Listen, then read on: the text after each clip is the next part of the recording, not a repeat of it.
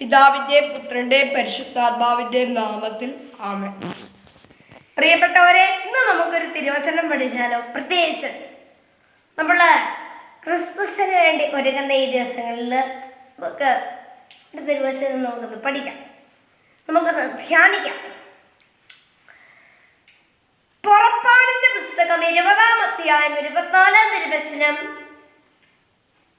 എന്റെ നാമം അനുസ്മരിക്കാൻ ഞാൻ ഇടയാക്കുന്നിടത്തെല്ലാം ഞാൻ നിങ്ങളുടെ അടുക്കലേക്ക് വന്ന് ഞാൻ നിങ്ങളെ അനുഗ്രഹിക്കും. ഈശോയിൽ പ്രിയ കൂട്ടുകാരെ, ഈ തിരുവചനം നമ്മോട് ആവശ്യപ്പെടുന്നത് എന്തെന്ന് വെച്ചാൽ, ഈ ക്രിസ്മസ് കാലഘട്ടത്തിൽ, ഈ ക്രിസ്മസിന് വേണ്ടി നമ്മൾ ഒരുങ്ങുന്ന ദിവസങ്ങളിൽ കർത്താവിൻ്റെ നാമം അനുസ്മരിച്ചുകൊണ്ട് മുന്നോട്ട് പോകാനാണ്.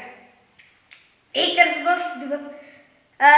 ക്രിസ്മസ് കാലഘട്ടത്തിൽ, ക്രിസ്മസിന് വേണ്ടി നമ്മൾ ഒരുങ്ങുന്ന ദിവസത്തിൽ കർത്താവിൻ്റെ നാമം അനുസ്മരിച്ചുകൊണ്ട് മുന്നോട്ട് പോയി കഴിഞ്ഞാൽ ക്രിസ്മസിന് വേണ്ടി നമ്മൾ ഒരുങ്ങുന്ന ഈ ദിവസത്തിൽ അവിടുന്ന് സ്വർഗത്തിൽ നിന്ന് നമ്മുടെ അടുക്കലേക്ക് ഇറങ്ങി വന്ന് ധാരാളം കൃപകൾ, അനുഗ്രഹങ്ങൾ നമുക്കായിട്ട് വർഷിക്കും എന്നതിൽ സംശയമില്ല.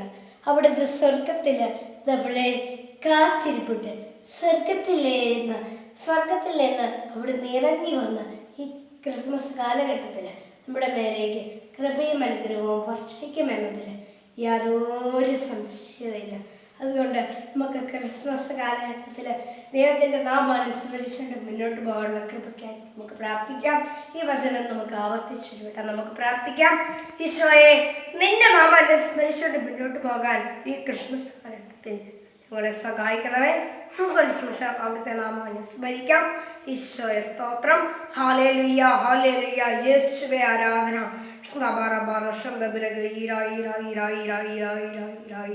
കർത്താവെ, ഈ ക്രിസ്മസ് കാലഘട്ടത്തിൽ കർത്താവെ, അങ്ങയുടെ നാമം അനുസ്മരിച്ചുകൊണ്ട് മുന്നോട്ട് പോകാൻ ഞങ്ങളെ സഹായിക്കണമേ എന്ന സുഗന്ധ ജപം നമുക്ക് ഉരുവിടാം.